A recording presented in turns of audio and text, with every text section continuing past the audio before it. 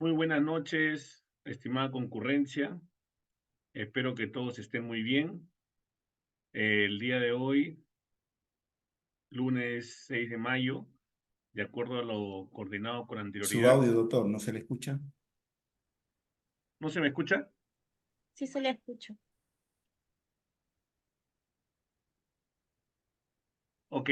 ¿Se me escucha o no se me escucha? Doctor, disculpe, no logro escucharlo. Ah, caramba. Sí se le escucha. A ver, no sé si le Nosotros escuchan le escuchamos los bien, doctor. en Sí, la doctor sala. Ñiquén, ¿Logran parece escuchar al que, por doctor? favor, puede verificar su audio, doctor Ñiquén.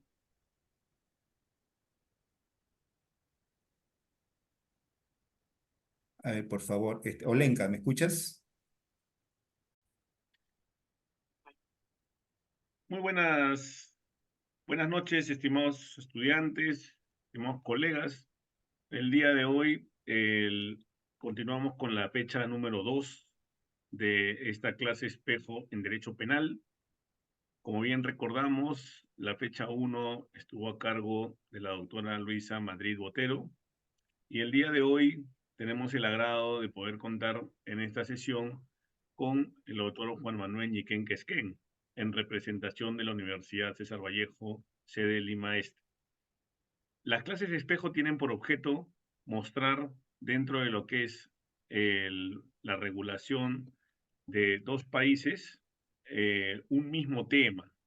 Entonces, por medio de la coordinación que hemos tenido en esta clase espejo que estamos llevando a cabo, tenemos justamente la posibilidad de haber podido abordar a través de las ponencias de los doctores Madrid y Ñiquén, el, un mismo tema, que es justamente la teoría de la pena y clases de pena en la legislación colombiana y peruana. Entonces, la primera sesión se llevó a cabo el lunes 22 de abril a las 7 p.m. y estuvo a cargo de la docente Madrid. Y el día de hoy estamos cerrando esta clase espejo con la participación del doctor Juan Manuel Ñiquén Quesquén. Entonces, vamos a nosotros a socializar el día de hoy la presentación que en su momento realizó la doctora Luisa Madrid y al finalizar la sesión del doctor Juan Manuel Ñiquén Quesquén, a quien le pido de antemano su autorización, estaremos también compartiendo su ponencia. Estamos totalmente agradecidos con ambos docentes y por su vocación académica de poder llevar a ustedes esta clase espejo. Yo me voy a mantener en el aula para pasarles también lo referido a la lista de asistencia. Y al igual que con la doctora Madrid, la idea es llevar a cabo una ponencia por espacio aproximadamente de 35 a 40 minutos y luego contar con las preguntas de ustedes. Listo, doctor Juan Manuel. Le doy pase, por favor. Adelante. Bien, muy bien. Muchas gracias, doctor Jorge Machuca. Eh, Igualmente, buenas noches, doctora Luisa Fernández Madrid Botero. Y hago extensivo mi saludo a los estudiantes de la Universidad César Vallejo y por supuesto también de la Universidad Católica Luis Amigó de Colombia. Bueno, para mí es un grato honor participar el día de hoy en esta ponencia sobre un tema interesante, un tema que ha sido tratado por diversos juristas, ¿no? Como vamos a ver en el decurso de la exposición, y que entendemos el derecho penal, no podemos entender el derecho penal si es que no entendemos la teoría de la pena, ¿no? Eh, este abordaje de estas teorías y la explicación que haré lo hago dentro de las limitaciones que como docente y también como estudiante, porque uno nunca deja de ser estudiante, así tenga la condición de docente, ¿no? A fin de aportar algo de conocimiento a ustedes y que les sea útil y provechoso. Voy a compartir en pantalla una diapositiva que he preparado. Eh, Este, Muy bien, no sé si logran ver las PPTs. ¿Se ve bien, doctor? Muy bien, correcto. Entonces, a ver, ahí está, ¿no? Bueno, aparece aquí una pregunta, ¿no? Ustedes pueden ver en imagen, por ejemplo, acá en el Perú, una sala de audiencias, ¿no? Vemos a un juez que tiene la condición de ser un juez unipersonal. Los jueces pueden ser unipersonal o colegiados en nuestro país, ¿no? Como saben también, según el Código Procesal Penal peruano, quien impone sentencia o condena es un juez llamado juez de juzgamiento, ¿no? Previo desarrollo de un proceso penal, ¿no? En nuestro país existe un juez que se llama un juez de investigación preparatoria. Ese juez no sentencia. Ese juez es un juez de garantías que está en la etapa de investigación preparatoria y en la etapa intermedia. El que emite sentencia es un juez de juzgamiento. El que emite condena, ¿no? Puede ser absuelto también la persona, ¿no? Y entonces cabe la pregunta, ¿no? Cuando la justicia, es decir, el Poder Judicial en nuestro país, ¿no? A través de sus órganos jurisdiccionales, impone una sanción, que como sabemos en el derecho penal, la sanción es una pena, ¿no? Eso constituye o constituiría un acto de justicia o es un acto de venganza, ¿no? Teniendo en cuenta el origen en la imposición de penas, ¿no? Yo recurro a Zaffaroni en este caso, a Eugenio Zaffaroni, que como ustedes saben es un jurista argentino, vigente a la fecha, ¿no? Eh, que ha sido juez además, ¿no? Administrado justicia, ¿no? Eh, Él sostiene que es muy difícil separar la venganza de la pena, ¿no? Él considera que la pena vendría a ser un acto de venganza. Eh, y vamos a ver más adelante por qué es que él sostiene eso, ¿no? Porque él además propugna una teoría, ¿no? La pena, ¿para qué es? Te vuelvo a preguntar Eugenio Zaffaroni y dice, nadie sabe para qué es, ¿no? Él no va a decir que las penas, los que han elaborado la teoría de las penas es lo que debería ser la pena, ¿no? ¿Cuál es la función de la pena? Su finalidad, más no lo que es la pena en concreto, ¿no? Eh, Sigamos avanzando.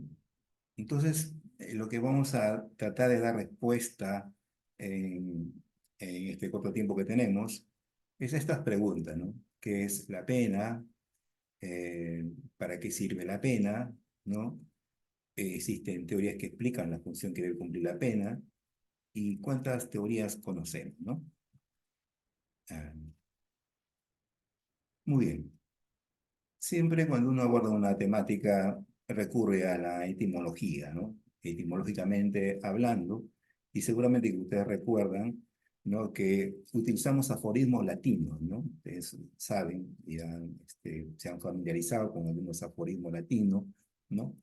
Por ejemplo, que tiene que ver con el principio de legalidad, ¿no? Cuando hablamos de principio de legalidad, utilizamos un aforismo latino, nullum crimen nulla poena sine ley, ¿no? O sea, ningún crimen sin ninguna pena si no existe la ley, ¿no? Hemos visto en clases, por ejemplo, y seguramente que ustedes también, estimados estudiantes de Colombia, conocen, ¿no? Que este principio de legalidad que aparece en su Código Penal, ¿no? Es fundamental, eh, este principio existe en la medida que su existencia se justifica para poner frenos al poder punitivo, ¿no? Al poder punitivo del Estado. Entonces, poena, ¿no?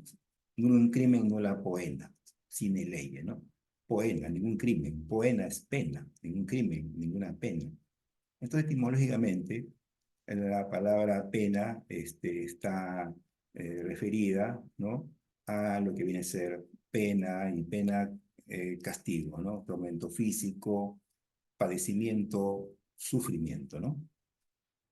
Muy bien. Eso es lo que le decía hace un momento, ¿no? El ser o el deber ser de la pena, ¿no? Es algo filosófico también esto, ¿no? Eh, Los teóricos de las teorías de las penas lo que tratan de explicar es acerca de lo que debería ser la pena, es decir, cuál es la función, cuál es la finalidad de la pena. El ser de la pena es prácticamente su aplicación, ¿no? En la medida en que la pena, al momento de aplicarse a una persona, a un sujeto, no necesariamente refleja lo que la teoría nos dice, ¿no? Eh, Igualmente, ¿no? El deber ser del derecho penal, ¿no? Derecho penal, cada teoría de la pena es una teoría del derecho penal, ¿no? No se puede construir una teoría del delito, por ejemplo, sino sobre la base de la teoría de la pena, ¿no? ¿Por qué? Porque es la pena la que va a delimitar el derecho penal. En nuestro país tenemos nosotros, por ejemplo, el artículo 4 del título preliminar, ¿no? Del Código Penal, ¿no? Ustedes saben que en nuestro ordenamiento jurídico penal, casi la mayoría de códigos, ¿no? Empiezan con principios generales, ¿no? Y los principios generales, que son de aplicación, ¿no? Están en su título preliminar. Ahí están los principios generales, ¿no? Y dentro de esos principios generales que establecen nuestro Código Penal, que también veremos más adelante de qué año es este código, el artículo cuarto, como le decía, establece lo siguiente, ¿no? Se refiere a la pena. ¿Qué dice? La pena necesariamente precisa de la lesión o puesta en peligro en bienes jurídicos tutelados por la ley, ¿no? Es decir, que la pena necesariamente precisa de una lesión o puesta en peligro bienes jurídicos. También sabemos que los bienes jurídicos es una construcción, no necesariamente del derecho penal, ¿no?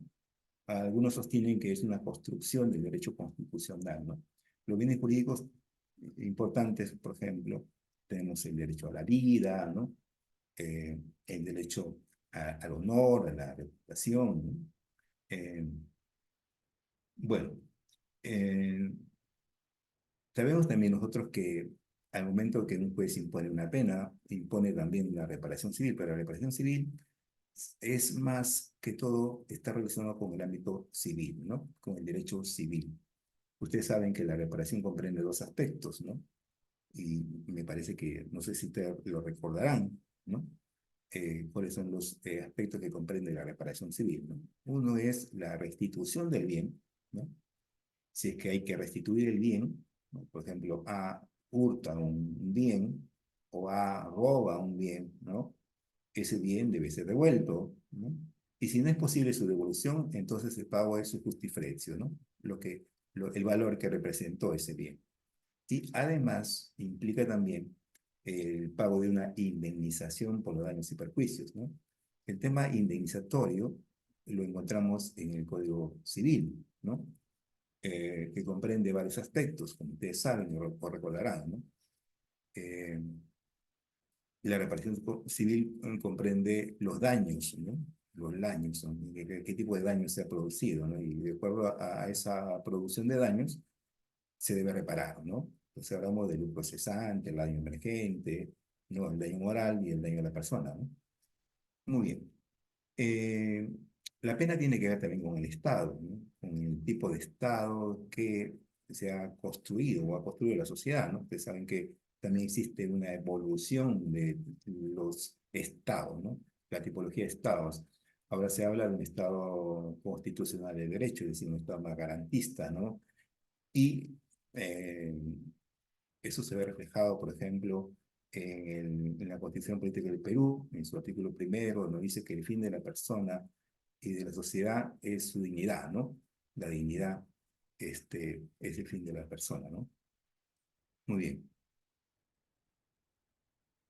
En la pena hemos dicho que delimita el derecho penal, ¿no? Eh, un juez no puede emitir una pena, una sanción penal, más allá de lo que nos dice la ley, ¿no? Dice el artículo sexto del título preliminar del Código Penal peruano, se refiere a eso precisamente, ¿no? Dice, no puede ejecutarse pena alguna en forma en otra forma que la que está prescrita en la ley, ¿no? Es decir, no se puede imponer una pena distinta a la que establece la ley para cada tipo penal, ¿no? Si es homicidio simple, la pena es de 6 a 20 años en nuestro país, por ejemplo, ¿no? Y un juez no puede imponer una pena superior a los 20 años. ¿Por qué? Porque la ley ha establecido un rango, ¿no? De una cuantificación de la pena, ¿no? Entonces no puede ir más allá, y más allá afectaría, pues, el derecho también al principio de legalidad, ¿no?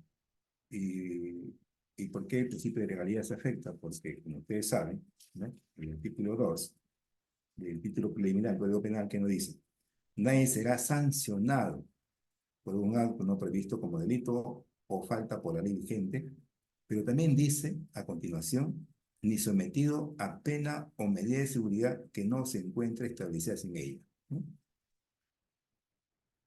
Entonces, la pena delimita el derecho penal, ¿no? En cuanto a su ejecución.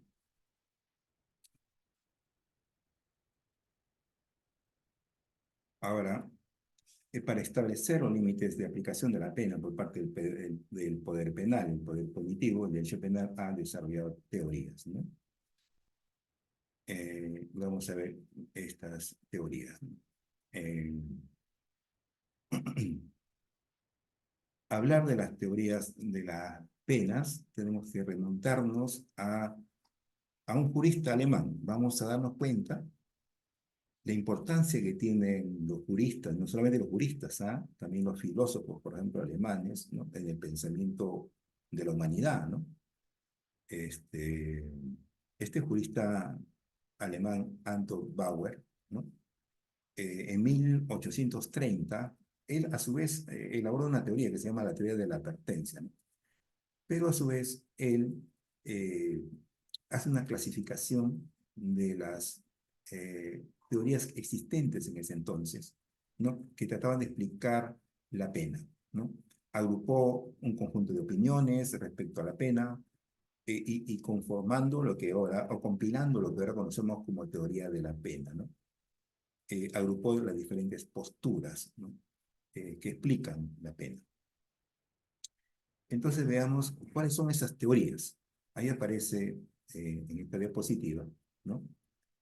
Las teorías de la pena, las teorías clásicas de la pena, podemos decir, porque después han surgido nuevas teorías, ¿no?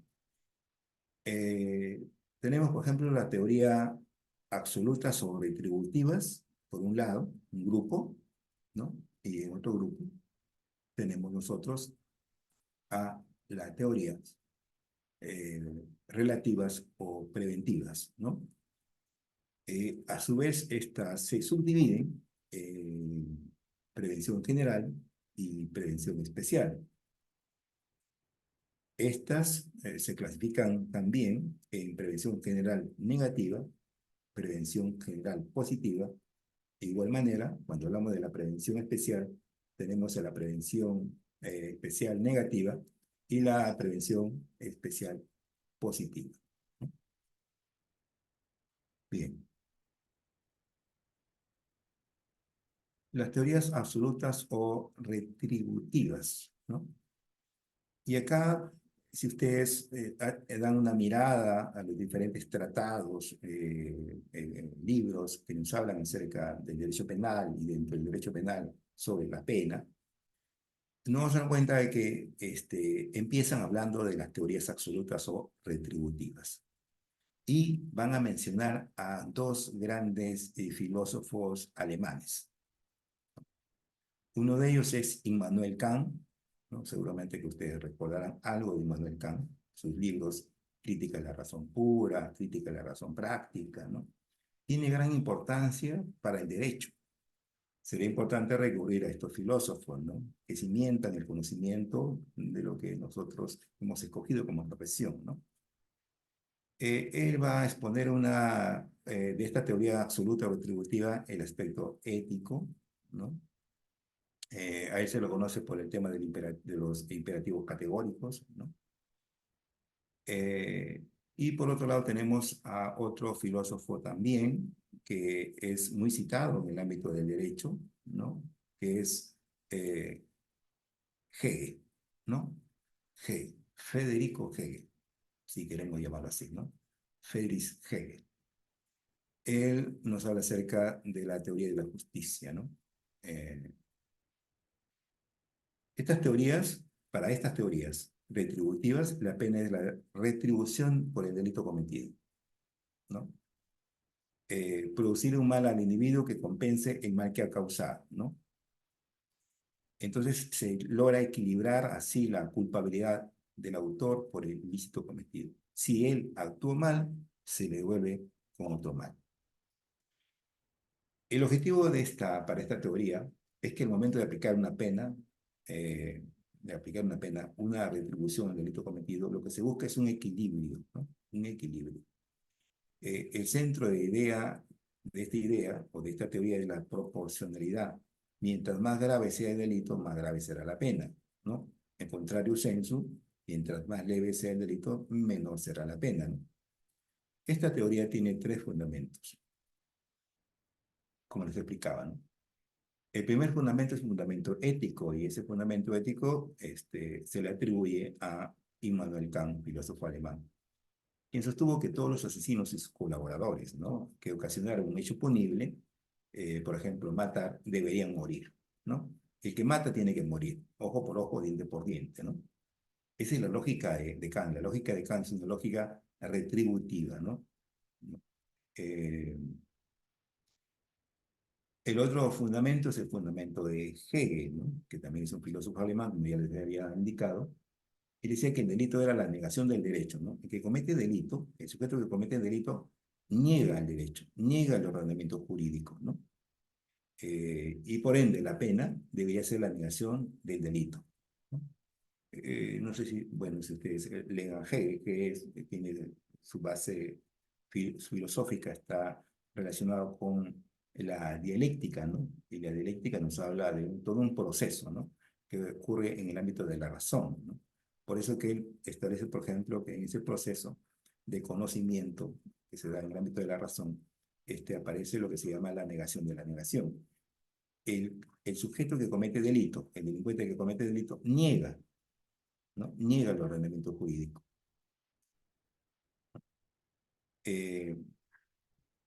Se justifica la pena porque lo que va a hacer la pena es negar, ¿no?, al delincuente, ¿no? Entonces, la pena se justifica para negar al delito, ¿no?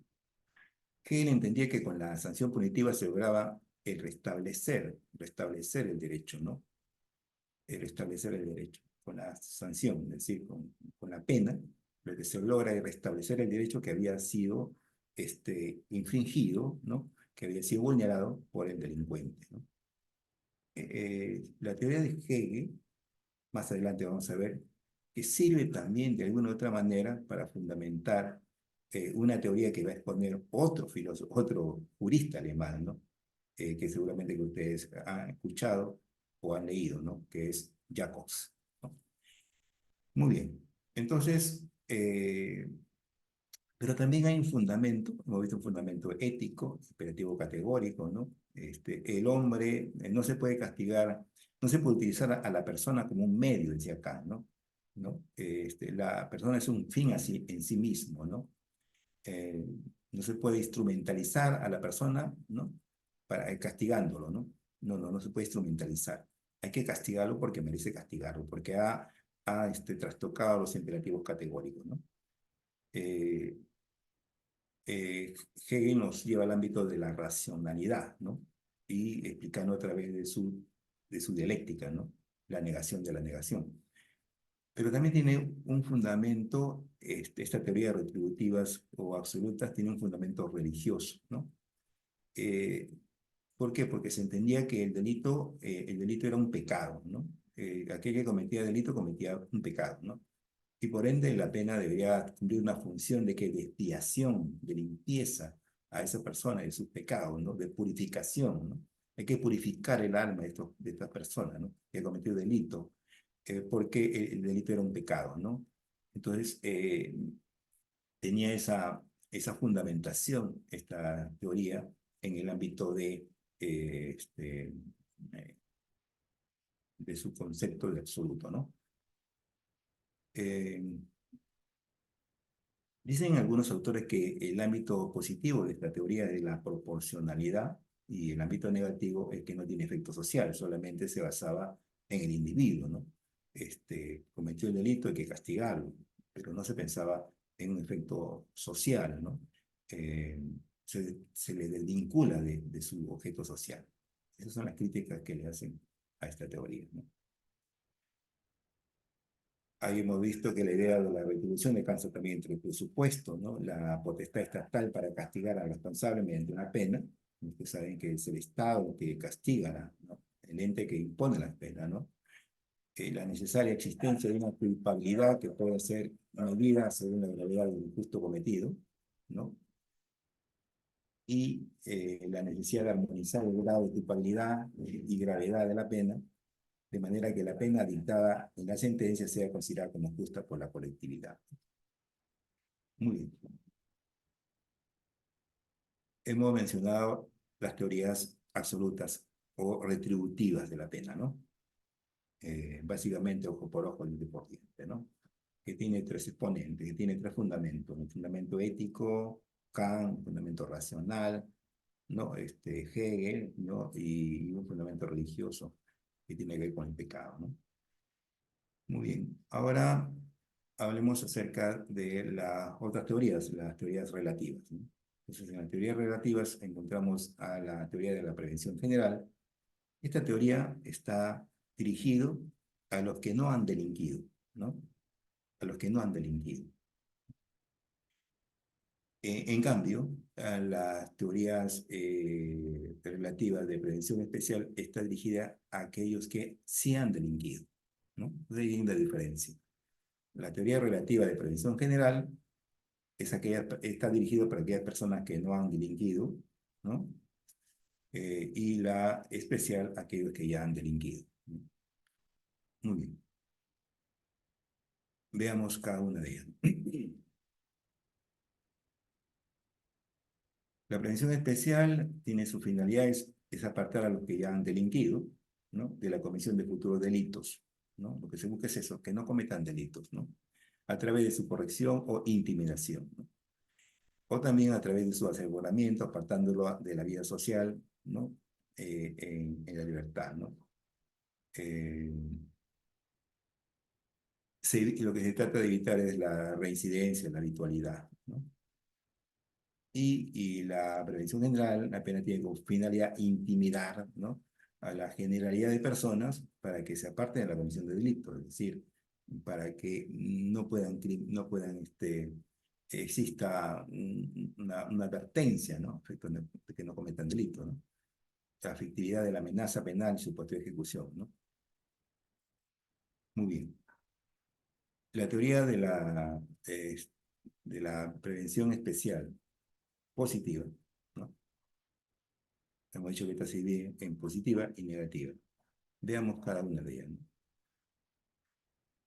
No, entonces de eso, ¿no? La teoría de prevención general positiva busca que con la pena el delincuente en particular pueda readaptarse, ¿no? Eso es lo que se busca, ¿no? Con la teoría de la prevención general, ¿no? Positiva, no está dirigida no al delincuente, sino a la sociedad, ¿no? Apunta a que la sociedad cumpla sus roles, ¿no? Esta teoría de la prevención general positiva se atribuye al jurista alemán Günther Jacobs, ¿no? Que les hablé hace un momento, ¿no? Esta teoría, la prevención general, no se olvide, prevención general apunta a la sociedad, no al individuo, a la sociedad.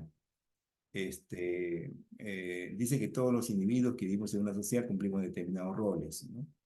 Esa es la teoría de los roles de Jacobs, ¿no? En ese sentido, cuando una persona comete delito, lo que se hace es desvincularse de su rol, ¿no? Y lo que genera es que las personas, la sociedad, lo que compone la sociedad, pierdan la confianza, ¿no? En el ordenamiento jurídico, ¿no? Pierdan esa confianza, ¿no? se pierde confianza en las instituciones, ¿no? Se pierde credibilidad, ¿no? Por eso que en este caso la función de la pena es devolver la credibilidad, ¿no? Es reafirmar la vigencia de la norma, ¿no? Es recuperar la confianza.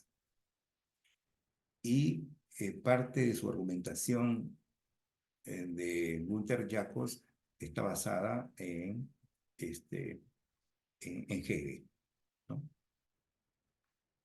¿Cuál es el aspecto positivo de esta teoría de la prevención general positiva? Busca el consenso, ¿no? En la totalidad de la población, ¿no? Que la población asuma, ¿no? Que le da solución de alguna u otra manera, ¿no? Porque castiga a aquel que se desvinculó de su rol, ¿no? Aquel que quebrantó el ordenamiento jurídico. Y eso significa que la sociedad vuelva a creer que se está castigando por un acto de justicia, ¿no? El aspecto negativo de esta teoría, la teoría de la prevención general positiva, es que es muy difícil de demostrar, dicen algunos autores, que aplicando una sanción punitiva a una persona se recupera la confianza, ¿no? Es un poco ilusorio decir de que porque se castiga a una persona, la sociedad ya cree en las instituciones, ¿no? Sobre todo en instituciones como la nuestra, ¿no? Donde hay corrupción, donde hay una serie de situaciones que hacen perder la confianza, ¿no? Bueno, ese es el aspecto negativo que algunos cuestionan a esta teoría, ¿no? Después tenemos a la teoría de la prevención general negativa. ¿Cuál es su objetivo de esta teoría de la prevención general negativa? Su objetivo es intimidar a futuros delincuentes, ¿no? Mediante la amenaza de una pena, ¿no? Esta teoría la expuso otro jurista alemán, que ustedes lo conocen seguramente por su principio de legalidad. Dicen que a él se le atribuye este principio, ¿no? Es Feuerbach, ¿no?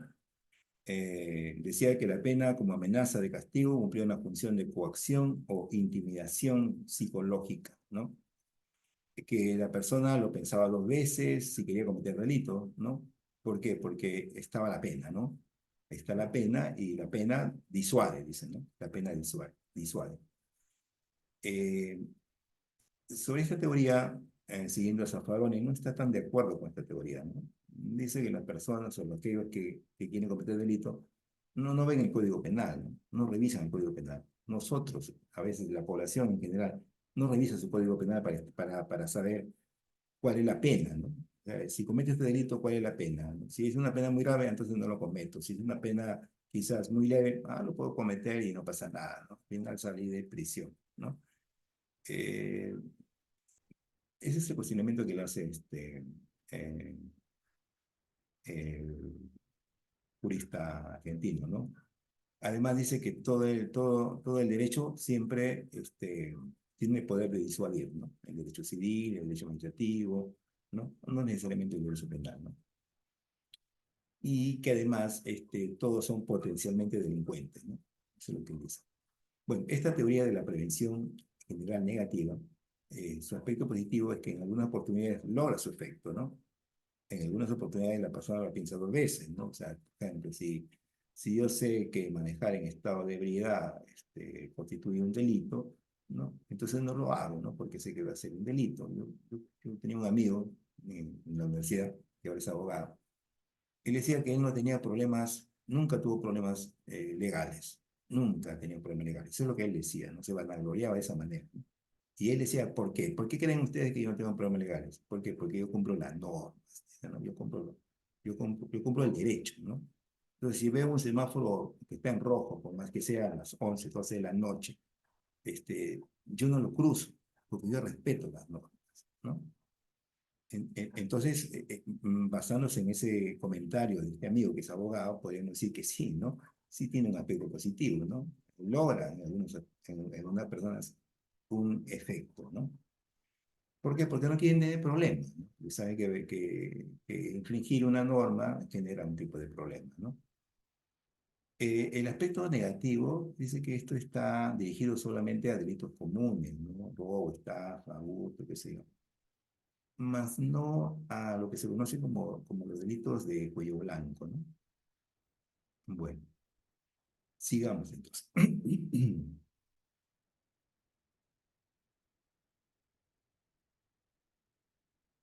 Eh, a ver,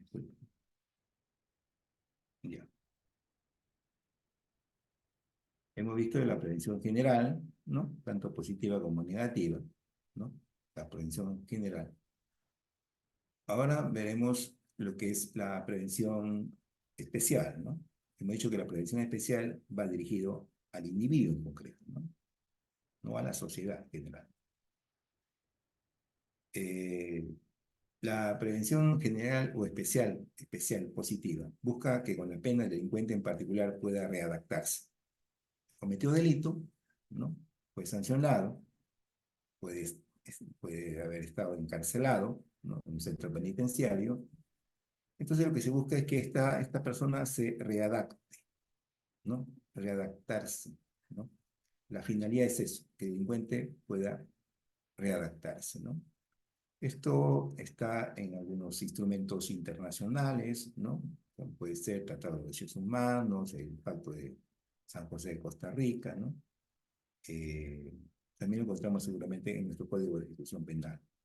Lo que se busca con esta teoría de la prevención especial positiva es que aquel que cometió delito y está internado en un centro penitenciario, es que éste se readapte a su ámbito social, ¿no?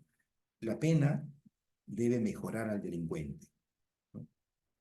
Debe rehabilitarlo, debe remodelarlo, ¿no? Ese es lo que sustenta esta teoría de la prevención especial positiva. El aspecto positivo de esta teoría es que busca una mayor humanización de la persona, es decir, darle una segunda oportunidad, ¿no? Al delincuente que ha cometido el delito. Porque muchas veces, como dice este cómico mexicano que ya murió, ¿no? Es sin querer queriendo, ¿no? Muchas veces se comete delitos sin querer queriendo, ¿no? No se ven las consecuencias. No sé si con ustedes analizamos un caso en las cuales, por ejemplo, un abogado que trabajaba en la administración pública cogió unas hojas de esa entidad pública para su uso personal, ¿no? Para hacer uso como litigante, como abogado litigante, ¿no? Y fue advertido, fue pescado con estas hojas, ¿no? Y le abrieron un proceso penal. Imagínense lo que significaba por unas cuantas hojas verse envuelto en un proceso penal. Claro que al final dijeron que el derecho penal es la última ratio y que no está para eso, pero se vio involucrado en un proceso penal, ¿no? Eh, una persona que está en la cárcel, en nuestras cárceles, en las cárceles de Perú, ustedes saben cómo son las cárceles de Perú, ¿no? Que ocurre seguramente en toda América Latina, ¿no? Es el hacinamiento, ¿no? De esta, ¿no? Bueno, ¿hasta qué punto? Bueno, el aspecto positivo es que busca la humanización de la persona. Dale una segunda oportunidad, ¿no? Cometiste ese delito, bueno, ya no lo hagas otra vez, ¿no? Sabes cómo es la cárcel, sabes, has vivido lo que es estar en un centro penitenciario, ¿no? Puede ser el aspecto negativo. En la realidad no existe en la cárcel la posibilidad de adaptarse, dice, ¿no? El aspecto negativo que cuestionan esta teoría de la prevención especial positiva es que las cárceles no son lugares de readaptación, ¿no? Eh, las cárceles degradan, ¿no? Las cárceles desvinculan a la persona con la sociedad, por consiguiente no se readapta, ¿no? Y si no encuentra una vez que está extramuros, es decir, ya salió de prisión, eh, van a aparecer los estereotipos, ¿no? Esa persona ha sido delincuente, no le puedo dar trabajo, desconfío, ¿no? Y probablemente esa persona vuelva a delinquir, ¿no? Reincida, ¿no? Pero dicen, el aspecto negativo es eso, ¿no? La poca posibilidad que tienen las cárceles de lograr su cometido, es decir, de readaptar, ¿no? Después tenemos a la teoría de la prevención especial negativa, ¿no? Esta está dirigida al delincuente en particular, pero su objetivo no es que se reinserte, sino es neutralizarlo al delincuente. Entiende que el delincuente es una fuente de peligro, es un sujeto peligroso, y por ende lo que se busca es reprimir ese peligro e impedir que siga cometiendo delito y afecte a la sociedad, ¿no? ¿Cómo? Y ustedes seguramente que saben, han escuchado últimamente, ¿no? A través de la prisión preventiva, ¿no? O sea, este, uno de los fundamentos de la prisión preventiva es que lo encarcelamos sin sentencia, sin condena, pero para que no cometa delito, ¿no? Para que no obstaculice la acción de la justicia, para que no vaya a la justicia, ¿no? Entonces, este, eh, o también la prevención especial negativa es a estas personas que han delinquido, ¿cómo lo neutralizo? Pues lo pongo en un régimen especial penitenciario sumamente riguroso, ¿no? Para que éste no pueda salir, ¿no? Que viva aislado de la sociedad, ¿no? Muy bien. El aspecto positivo es que se evita la posibilidad de la reincidencia, ¿no?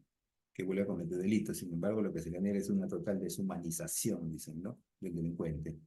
Y esto afectaría su derecho a la igualdad que tienen todos ante la ley.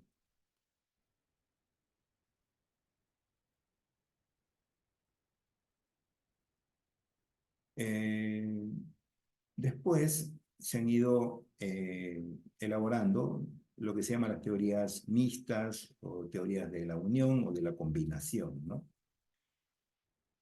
Aquí como exponentes ustedes pueden ver a Klaus Roxin, que es un destacado jurista alemán también, ¿no? Y que él sostiene que la pena tiene que ver, dice, con determinadas funciones de acuerdo a las perspectivas que tengamos en relación al proceso penal, ¿no? O sea, la pena ligada a qué? A la perspectiva que tengamos de acuerdo al proceso penal, dice, ¿no? Entonces, por ejemplo, antes de que un sujeto cometa un hecho delictivo, la pena debería cumplir una función de intimidación. Y eso está dentro de la prevención general negativa, ¿no? En el momento por el cual el sujeto se le tiene que castigar, es decir, condenar porque ha cometido delito, porque se acreditó fuera de toda duda razonable que cometió delito, entonces la pena debe cumplir una función de reafirmación de la vigencia de la norma, ¿no? Reafirmación de la vigencia de la norma, eso es prevención general positiva, ¿no? Y tiene que tener como límite la culpabilidad. El límite de la pena es que sea culpable, ¿no? No puede ir más allá. Y hablamos del tema de la proporcionalidad, que como me habíamos señalado al comienzo, la proporcionalidad tiene que ver con la teoría absoluta, ¿no? Y si el sujeto está o no readaptado a su ámbito social, ¿no? Además, y si este sujeto cumple su pena en prisión, la función de la pena será su reinserción a la sociedad, ¿no? Y eso está dentro de la prevención especial positiva, ¿no? ¿Qué dicen acerca eh, de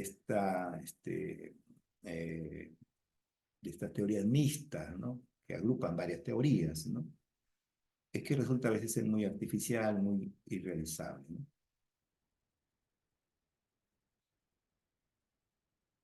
Tenemos a la teoría agnóstica de la pena, ¿no?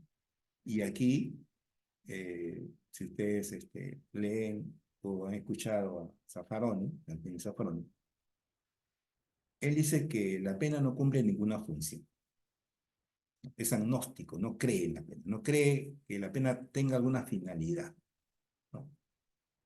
Es irrealizable, ¿no? Hemos visto las teorías de la prevención general positiva, la prevención general negativa, la prevención especial positiva, negativa. No tienen, son teorías, son el deber ser, dice. No es el ser de la pena. Es lo que los juristas, los tratadistas, los teóricos creen que debería ser.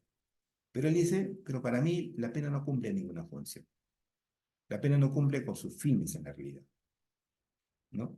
Él, al igual que otros, consideran que la solución sería una retribución económica o en otros mecanismos, ¿no? Buscar la solución en otro mecanismo, ¿no? Lo que él propugna es buscar humanizar a las personas, no soluciones drásticas como la pena de muerte. Él está en contra de la pena de muerte, ¿no? El único remedio a veces se considera que la prisión, pero las cárceles, dicen, en todo caso deberían ser hospitales, ¿no? De tratamiento, ¿no? Eh,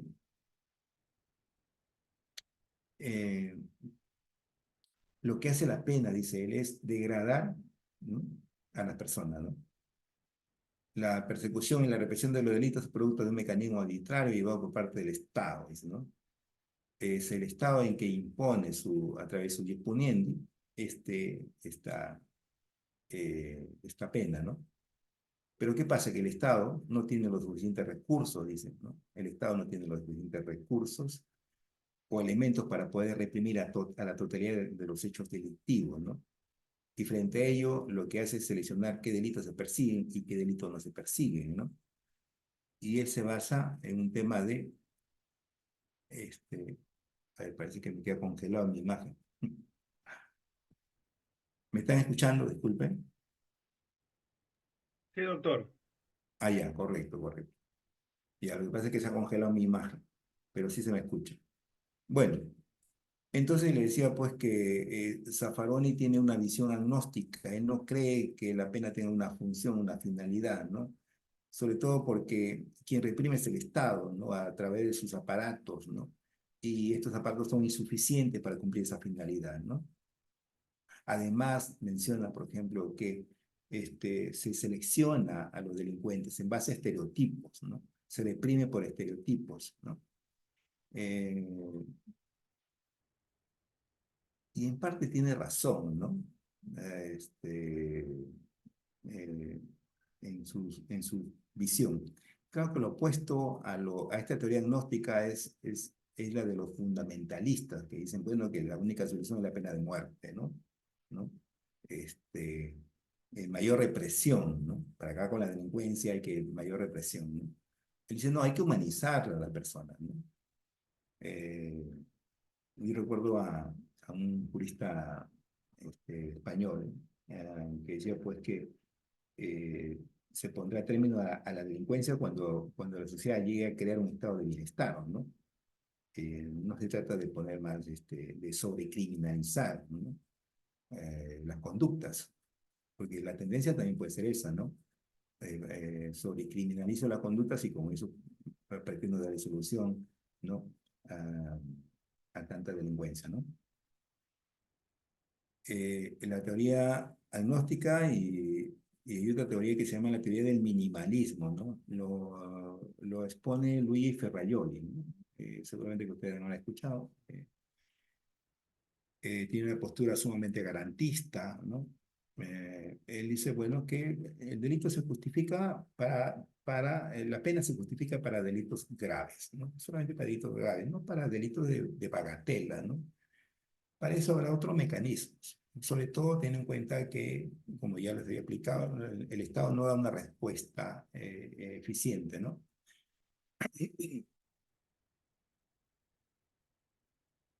Acá hay una cita, bueno, yo hace años, cuando era estudiante, ¿no?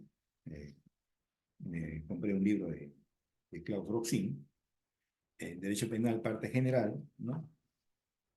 Y él en su tomo primero precisamente aborda el tema de la teoría de las penas, ¿no? Él dice, desde la antigüedad se disputan el fin de la pena tres interpretaciones fundamentales, ¿no? Y él lo describe acá en su libro, ¿no? Nos habla de la teoría de la retribución, que viene a ser la justicia, la expiación, ¿no? Lo menciona Hegel, Lacan, la teoría de la prevención especial, ¿no? Y su variante, ¿no? Entonces, eh, él nos dice que incluso hoy se sigue terminando la discusión en diversas combinaciones, ¿no? La combinación se refiere a la teoría mixta, ¿no?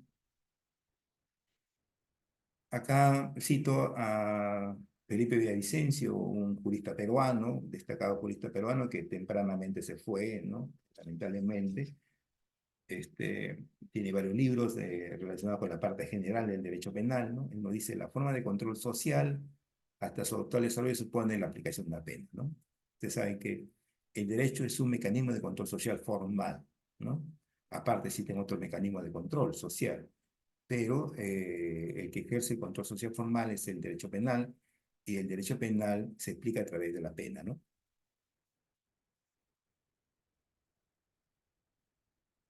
Eh, Acá he puesto algunos datos eh, que está relacionado con algunos artículos que contiene el Código Penal. En nuestro Código Penal peruano, que es del año de 1991, ¿no? Tiene tres libros, ¿no? Tiene la parte general, la parte especial y el libro de faltas. En la parte general, nosotros encontramos lo relacionado con la pena, ¿no? Lo relacionado con la pena. Y en la parte especial están los delitos, ¿no? ¿Qué es lo que ocurre también, me parece, en el Código Penal colombiano? He dado una breve revisión y también está dividido así, ¿no? Me parece. Entonces, nosotros, por ejemplo, tenemos en el libro primero, que es la parte general, ¿no? En el título tercero, nos habla acerca de las penas, ¿no? Y en el capítulo primero, acerca de las clases de pena, ¿no? En nuestro ordenamiento jurídico penal peruano tenemos cuatro clases de pena, ¿no? La pena privativa de libertad, la pena restrictiva de libertad, la pena limitativa de derechos y por último la pena de multa. La pena privativa de libertad, como ya lo saben ustedes también, puede ser temporal o atemporal. Temporal es de 2 días hasta 35 años. La pena máxima que se impone en nuestro país en cuanto se refiere a la temporalidad es 35 años. En Colombia he visto que son 40 años. Y la pena antemporal es la cadena perpetua, ¿no? O sea, aquí en nuestro país existe cadena perpetua. Entonces la pena mínima temporal es de 2 días hasta 35 años. La pena restrictiva de la libertad es la expulsión del país y se aplica a los extranjeros después de que estos han cumplido su pena privativa de libertad, ¿no? O también es la concesión de un beneficio penitenciario. Después tenemos la pena limitativa de derecho, que son la prestación de servicios, la limitación de días libres y la inhabilitación. Y la última pena es la pena de multa, ¿no?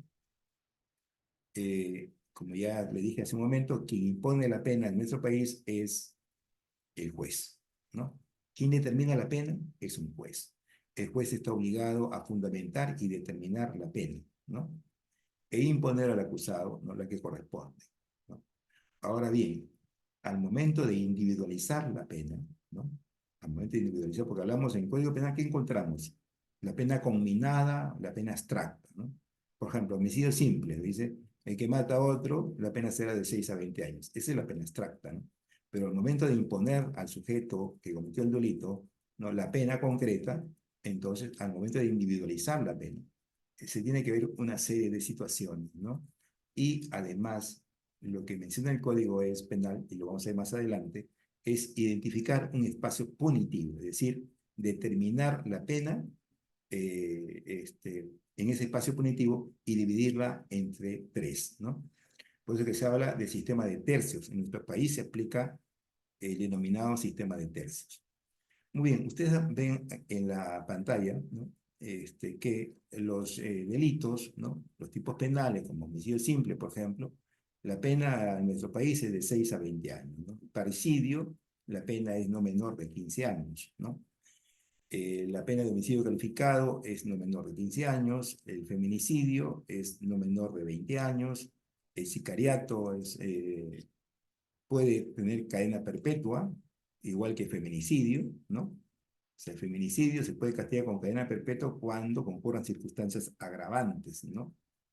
Dos o más circunstancias agravantes, lo dice el artículo 108, ¿no?, del Código Penal. Como ustedes saben que esas circunstancias agravantes aparecen también para el homicidio calificado, ¿no? El 108 regula el homicidio calificado, ¿no? Entonces dice, las circunstancias agravantes, se castiga el feminicidio con cadena perpetua, ¿no? Um,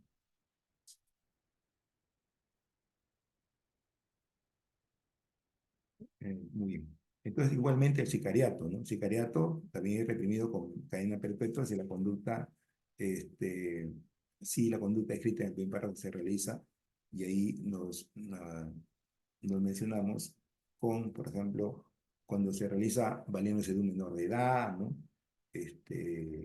Se utiliza, se instrumentaliza a un menor de edad, entonces en ese caso la pena va a ser cadena perpetua, ¿no? Casi la mayoría de los delitos, la pena es privativa de libertad, ¿no? Como pena principal, privativa de libertad. Pocos son los delitos que tienen como pena principal la pena restrictiva de libertad o limitativa de derecho, ¿no? La pena del Código Penal peruano, bueno, como les mencionaba, nuestro Código Penal tiene mm, ha tenido en su historia 3 códigos, la de 1863, la de 1924 y la actual es la de 1991, ¿no? Acá lo que yo les decía, las penas, el tipo de pena está en el artículo 28 del Código Penal peruano, ¿no? Aquí aparecen los diferentes tipos de delitos con sus penas, ¿no? Casi la mayoría, como ustedes pueden advertir, son penas privativas de libertad, son penas temporales, ¿no? Cuyo máximo hecho que son 35 años, ¿no?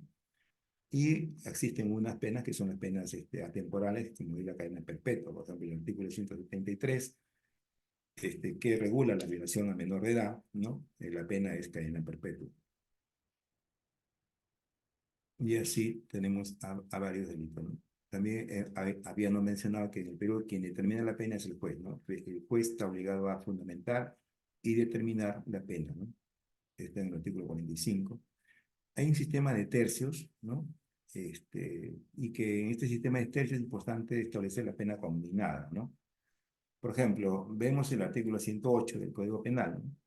El artículo 108b es un delito que ha sido eh, incorporado a nuestro Código Penal, no existía antes, ¿no? El delito de feminicidio, ¿no? Nos dice que será reprimido con pena privativa de libertad no menor de 20 años, no menor de 20 años, el que mata a una mujer por su condición de tal, ¿no? En los siguientes contextos, se nos habla de los contextos, ¿no? Entonces la pena es no menor de 20 años. Si es no menor de 20 años, ¿cuál es la pena máxima? Pregunto. Si alguien me contesta, si la pena es no menor de 20 años, ¿cuál será la pena máxima? 20 años. ¿Ah? ¿Cuánto dijo? No le escuché. 20 años. Ya, la pena es no menor, pero ¿cuál será la máxima? Dice la pena es no menor de 20 años. ¿Cuál sería la máxima? 25, profesor. 35. 20, 35. 35. ¿Por qué? Porque hacemos una deducción lógica, ¿no? El Código Penal nos dice que la pena temporal en nuestro país es de 2 días hasta 35 años, ¿no? Si en este delito el legislador ha considerado que la pena mínima es 20 años, la máxima deducimos que es 35 años, ¿no? Muy bien. Entonces, la pena mínima es 20 y la máxima es 35 años, ¿no?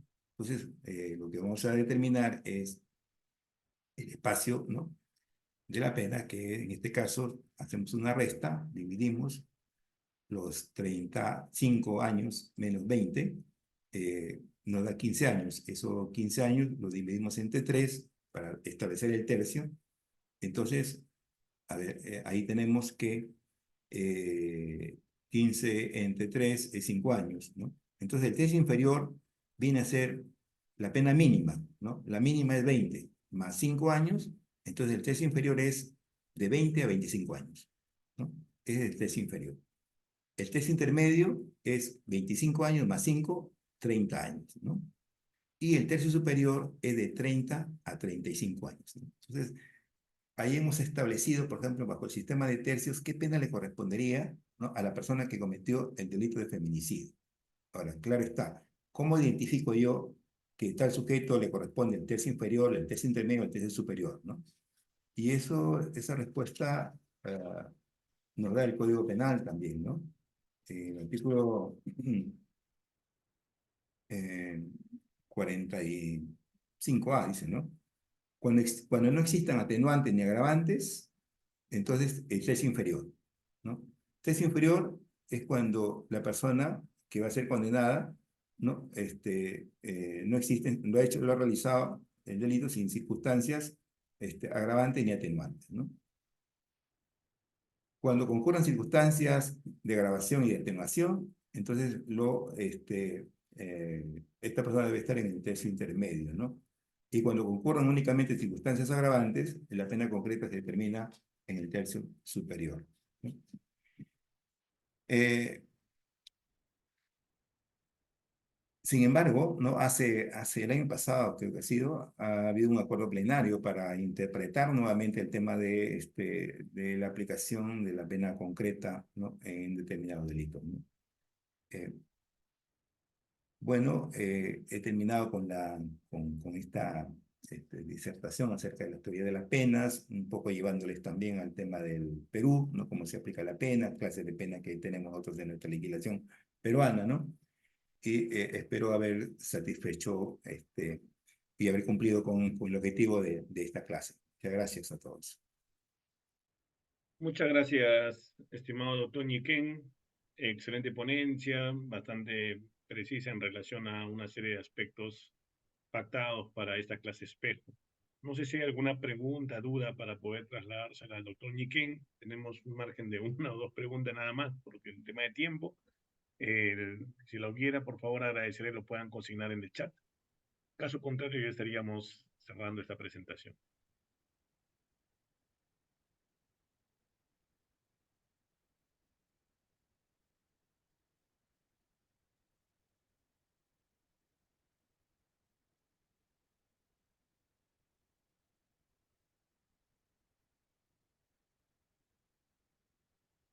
Muy bien. Si no hay preguntas, entonces les invito a completar la lista de asistencia.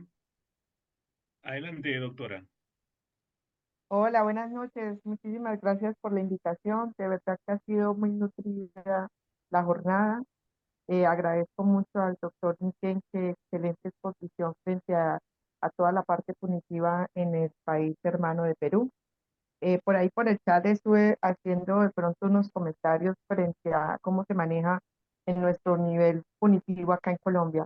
De verdad que, doctor, le queremos agradecer de la Universidad Católica Luis Amigó, Centro Regional Montería, estos espacios que han sido tan, pues, tan enriquecedores no solamente para la academia eh, peruana y colombiana, sino también como seres humanos que estamos conociendo en el mundo jurídico y además de eso la parte social. No sé si me estoy haciendo escuchar bien, doctor, ¿sí? Sí, perfecto, doctora. Muchísimas gracias. La parte social también que ha sido tan importante para conocernos como países hermanos. De verdad, doctora, usted por haber gestionado estas posibilidades y estos encuentros académicos, de verdad, muchísimas gracias y la universidad le agradece mucho la deferencia a ustedes por haber contado con nosotros. Muchas Eh, gracias, doctora, por sus palabras. Muchas gracias, doctor Ñiquén, y a los asistentes que se han registrado con la anuencia de los docentes Luisa Madrid y Juan Manuel Ñiquén. Estaremos enviándole sus ponencias para que hagan una revisión de estas instituciones que hemos podido apreciar desde dos perspectivas regulatorias de cada país. Muy buenas noches a todos. Muchas gracias, doctor Jorge Machuca y doctora Luisa. Un abrazo. Un Cuídense abrazo mucho. grande. Muchísimas Buenas gracias. noches a todos. Igualmente a Gracias, todos buenas los noches. estudiantes. Igualmente. Gracias, excelente. Muchas gracias.